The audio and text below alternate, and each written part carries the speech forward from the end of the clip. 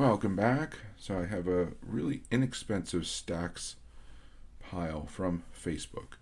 Those of you unfamiliar with Stax, um, generally a bunch of different guys, and many people do this on Facebook primarily. The live stream where they have a stack of cards. Usually it's 100 cards, and the prices vary per individual. So some will have $1 pulls. So for every $1, you'll pull one card. And I've seen all the way up to like $10 for some of the higher end stuff. And within that stack, there can be decent cards, there can be not so decent cards. It really depends on who you kind of do it with. And what I always tell people, it's best to kind of log into one of the live streams on Facebook or click on it, whatever you want to call it. See what other people are kind of doing it, see kind of what the general stack looks like, and depending on the price they're requesting per pull, that'll determine whether you participate or not. Now, within those stacks, there's also chasers. Those chasers are usually for either a random chance at a better card, or they can be specific cards. So it really all depends. Usually the chasers are pretty darn good across the board. There are a few exceptions to that. But it really, again, it depends on the individual doing the stacks. This one in particular was a very inexpensive one. So I figured, what the heck? And they basically said it's rookies and prospects. And it was cheap. So this is the results for mine. So there's some 2020. There's a Yu Chang. Some prospects, obviously, from Bowman. And nothing that's, nothing will blow the mind here, but it was at least true to what he was saying. There were some rookies.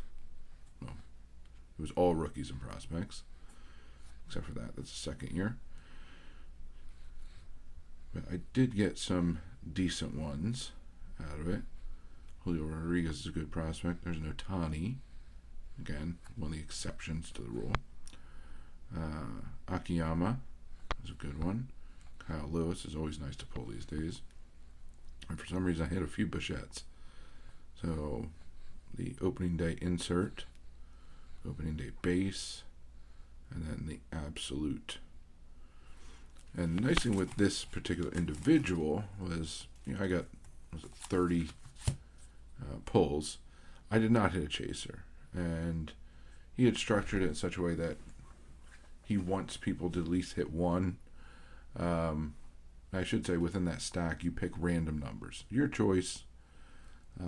So the numbers I picked didn't work out to pull a chaser, but the way this individual likes to operate is basically everyone gets at least one chaser when they're participating. So he just said, pick a number in the random chaser stack, and I ended up with a Keston Hira on card, Gypsy Queen auto, which I thought was a pretty solid addition to the stack. So again, this is an inexpensive one, so it doesn't take a lot to recoup what you put into it. So the fact I was able to pull 3 Bichette rookies, a Kyle Lewis, Akiyama, that was pretty good to start. And then adding the auto, it was pretty much, I think, close to a break-even experience. And I may be back to that individual again. Lately, I've been more wanting to just try it out, not necessarily something I'll continue doing a lot of moving forward. But that's results from this particular experience, or Stax experience, on Facebook on the lower end. So anyway, that's what I got for you this time around. Until next time, please remember to collect what you enjoy what you collect, and don't let anybody, especially the market or YouTuber, dictate that to you.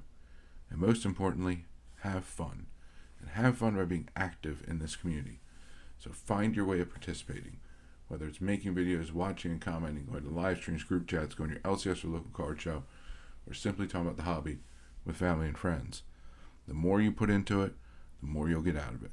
The more you'll learn, the more your PC will grow, the more people you'll meet, and the more fantastic friendships you'll form.